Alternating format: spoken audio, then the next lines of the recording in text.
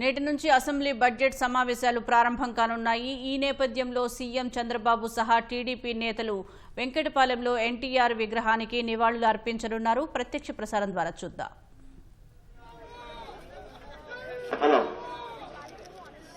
వర్ధిల్లాలి చంద్రబాబు గారి నాయకత్వం, వర్ధిల్లాలి నారా చంద్రబాబు గారి నాయకత్వం, వర్ధిల్లాలి నారా చంద్రబాబు గారి నాయకత్వం. జై తెలుగుదేశం, జై తెలుగుదేశం.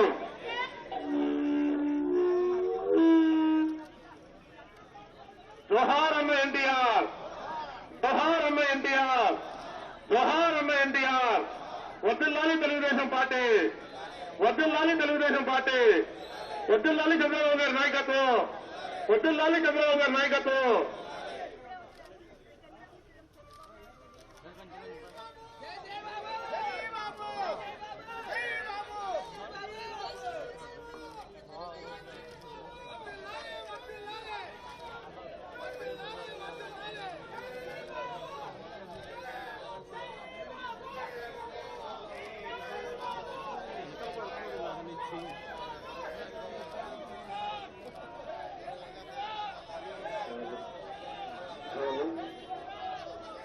జై బాబు, జై బాబు, జై బాబు. వర్ధిల్లాలి చంద్రబాబు గారి నాయకత్వం, వర్ధిల్లాలి చంద్రబాబు గారి నాయకత్వం, వర్ధిల్లాలి చంద్రబాబు గారి నాయకత్వం. జై తెలుగుదేశం.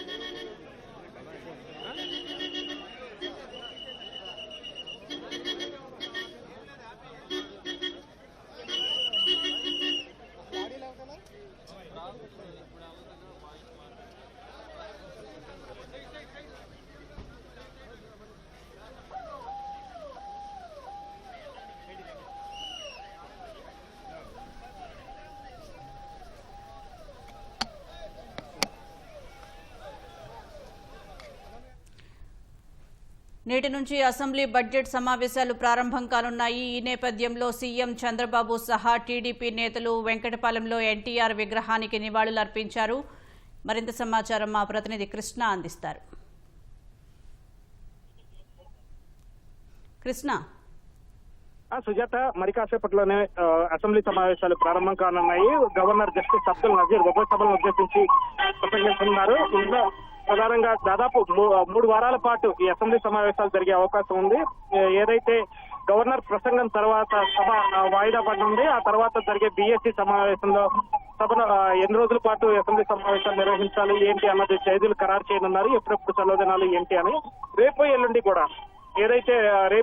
కూడా గవర్నర్ ప్రసంగం మీద ధన్యవాదాల తీర్మానానికి పై చర్చ జరగనుంది. దీనికి సంబంధించి గవర్నర్ ప్రసంగానికి ధన్యవాదాల తీర్మానం అయ్యాక 14వ తేదీన వార్షిక బడ్జెట్ ను మంత్రి పయ్యావుల కేశవ్ శాసనసభలో ప్రవేశపెట్టనున్నారు. ఇదే సమయంలో అటు శాసన మండలిలో కూడా ఈ బడ్జెట్ ను ప్రవేశపెట్టనున్నారు. దీని తర్వాత మొత్తం సభ ఎన్ని రోజుల పాటు జరగాలి ఏంటి అన్న దాని మీద ఉంది. మరి కాసేపట్లోనే గవర్నర్ ఇప్పటికే ఆయన విజయవాడ నుంచి బయలుదేరారు. మరి కాసేపట్లోనే గవర్నర్ ఈ శాసనసభ సమావేశాలకు రానున్నారు. ముఖ్యమంత్రి చంద్రబాబుతో పాటు అటు పార్టీ ఎమ్మెల్యేలు, మంత్రులు, ఎమ్మెల్సీలు కూడా ఇక్కడ వెంకటపాలెంలో ఉన్న ఎన్టీఆర్ విగ్రహానికి నివాళులర్పించి అసెంబ్లీకి బయలుదేరారు. గవర్నర్ సభా ప్రాంగణానికి రాగానే అటు స్పీకర్ అయ్యన్న పాత్రుడు, అలాగే మండలి చైర్మన్ మోషన్ రాజు, ముఖ్యమంత్రి చంద్రబాబు, ముఖ్యమంత్రి పవన్ కళ్యాణ్ కూడా గవర్నర్ సాదరంగా ఆహ్వానించి సభలోకి తీసుకెళ్తున్నారు. ఆ తర్వాత గవర్నర్ ప్రసంగం అనేది చేయనున్నారు ఉభయ సభలను ఉద్దేశించి. ఈ రోజు సమావేశాల వరకు కూడా వైసీపీ హాజరు కావాలని చెప్పి నిర్ణయించింది. రేపటి నుంచి వాళ్ళు హాజరవుతారా లేదా అనేది ఇంకా చర్చనీయాంశంగానే మారింది. ప్రభుత్వం మాత్రం అటు సభ్యులు కనుక వస్తే తమ ఎట్టి పరిస్థితులను కూడా వారికి కోరిన అంశాన్ని చర్చించేందుకు అవకాశం కల్పిస్తామని చెప్తోంది.